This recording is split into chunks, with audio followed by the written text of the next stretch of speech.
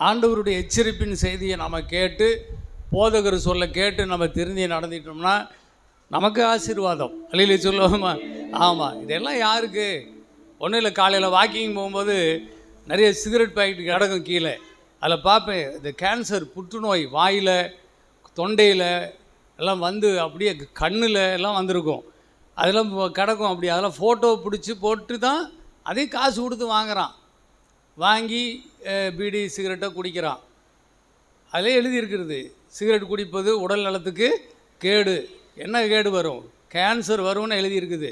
அப்படி தெரிஞ்சுமே காசு கொடுத்து ஒருத்தன் வந்து அதை வாங்கி குடிச்சிட்டு ரோட்டில் போட்டு போகிறான்னா அவன் என்ன சொல்கிறது சொல்லுங்கள் பார்ப்போம்.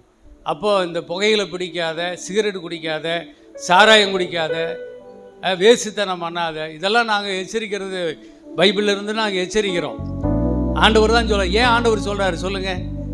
நீயும் நானும் என்னவா இருக்கணும்? கெட்டு நாசமாக போகணுமா? எப்படி இருக்கணும்? நல்லா இருக்கணும். அல்லேலூயா சொல்லுங்க பார்ப்போம்.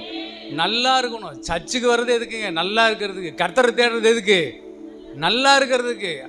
அப்போ நல்லா இருக்கிறதுக்கு தான் நம்முடைய இருதயத்தை என்ன செய்கிறது? கழுவி கழுவி சுத்திகரித்து பரிசுத்தமான பிள்ளைகளாகி என்ன செய்யுது? நாளுக்கு நாள் வளர்ந்து சபை பெருக வேண்டும். அல்லேலூயா. நல்லா இருக்கும்படிக்கு தான் கர்த்தர் இதெல்லாம் சொல்கிறார். நல்லா கீழ்ப்படிஞ்சு நடந்தீங்கன்னா எல்லாம் நல்லா இருப்பீங்க. இல்லைன்னா ஒரு நாளைக்கு சகோதரி இப்போ படித்த மாதிரி தான், ஐயோ போதகர் சொல்லை கேளாமல் போனேனே, கொஞ்சம் குறைய சபைக்குள்ளும் சங்கத்துக்குள்ளும் என்ன ஆயிட்டேன்? படிமா.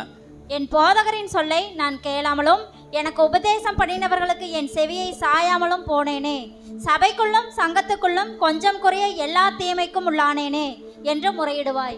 ஆமாம், அது மாதிரி ஆயிரும். அதனால் தயவுசெய்து எல்லாமே கர்த்தர் எனக்கு நல்லதுக்கு என்னை நடத்துகிறார். அல்லேலூயா சொல்லுங்க பார்ப்போம்.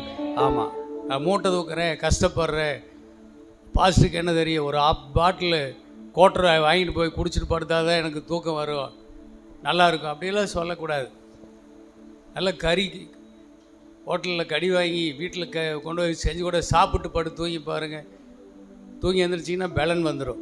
சாராயம் குடித்தா கூட வராது, சாப்பிட்டா பலன் வரும். அல்லேலூயா சொல்லுங்க பார்ப்போம். நல்ல சாப்பாடு இருக்குது, எதுக்கு போய் அதை வாங்கி சாப்பிட்றீங்க? அப்புறம் அடிமையாயிருவீங்க. அப்புறம் அதிகாலையில் சாராயத்தை நாடி தேடி போகிறவனுக்கு ஐயோ, அவ்வளோதான். ஐயோ, உனக்கு வந்துடக்கூடாது. அதுக்காக தான் அவர் வந்து சொல்கிறார். அதனால் உனக்கு நல்ல விஷயங்கள் சொல்கிறோம். அவர் திருப்பூர் ஏரியாக்காரரு. திருப்பூரில் எல்லாம் என்ன செய்வாங்க? திருவிருந்து கொடுக்கறதுக்கு முன்னாடி நைட்டில் தான் கொடுப்பாங்க. எல்லாம் காலை கழுவிட்டு வந்து தான் திருவிருந்து கொடுக்கணும். அப்போது இயேசு அப்படி செய்யும்போது பேதுரு என்ன சொன்னான்? ஆண்டவரே என்னை முழுசும் கழுவுங்க. என்ன ஆண்டவர் சொன்னார்? முழுகினவன் கால்களை மாத்திரம் கழுவுனா போதுன்னு சொன்னார். அதனால் காலை கழுவி திருவிருந்து கொடுத்தாங்க. நம்ம ஈரோட்டில் அப்படி நம்ம செய்யறதில்லை.